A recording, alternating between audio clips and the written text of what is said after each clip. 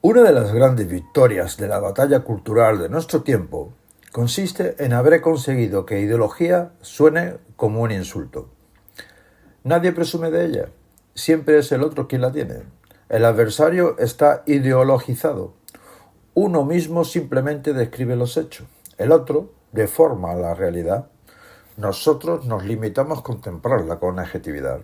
Es una ficción extraordinariamente eficaz. King Stanley Robinson, en su novela El Ministerio del Futuro, recuerda algo que la política parece haber olvidado. La ideología no es una enfermedad del pensamiento, sino una condición del pensamiento. Todos tenemos una ideología. Ningún ser humano puede enfrentarse a la inmensidad del mundo sin construir previamente un relato que ordene la experiencia. La realidad existe, por supuesto, pero es demasiado compleja para ser captada en su totalidad. Necesitamos mapas para recorrer el territorio. Estos mapas son nuestras ideologías. La cuestión, por tanto, nunca ha sido si vivimos con ideología o sin ella. La cuestión es qué clase de ideología utilizamos y, sobre todo, hasta qué punto estamos dispuestos a corregirla cuando deja de explicar el mundo. Sin embargo, buena parte del discurso político actual descansa sobre una impostura. Se presenta como sentido común aquello que no deja de ser una determinada visión del mundo. Las decisiones económicas aparecen como inevitables, los modelos de crecimiento como leyes naturales, las prioridades presupuestarias como exigencias técnicas. El mercado sustituye a la política y la gestión reemplaza al conflicto democrático. Es una vieja operación intelectual, convertir una opción política en una necesidad histórica.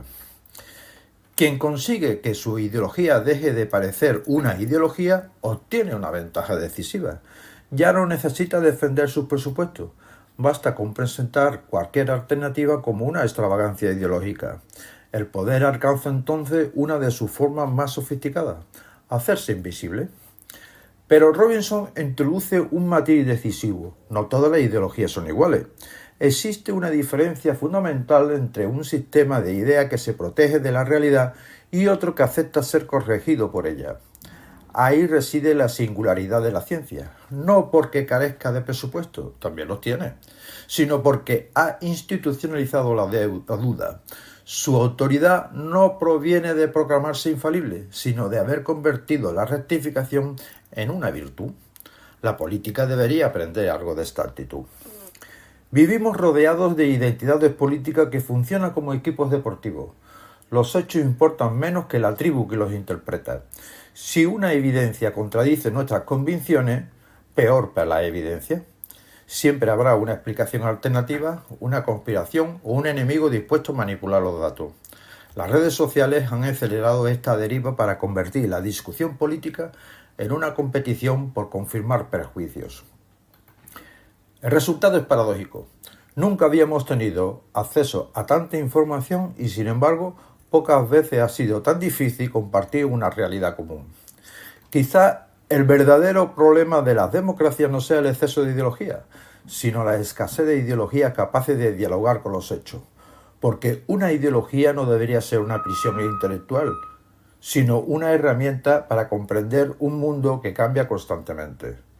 Cuando deja de cumplir esa función se convierte en dogma. Resulta revelador que quienes más insisten en gobernar sin ideología acostumbran a defender con enorme firmeza un determinado orden económico, una concreta concepción del sistema, una idea precisa de la libertad o una jerarquía particular de derechos. Lo que llaman neutralidad suele ser simplemente la ideología que está teniendo éxito, tan integrada en las instituciones y en el lenguaje cotidiano que ha dejado de parecer una elección. Por eso la cuestión no consiste en expulsar la ideología de la política.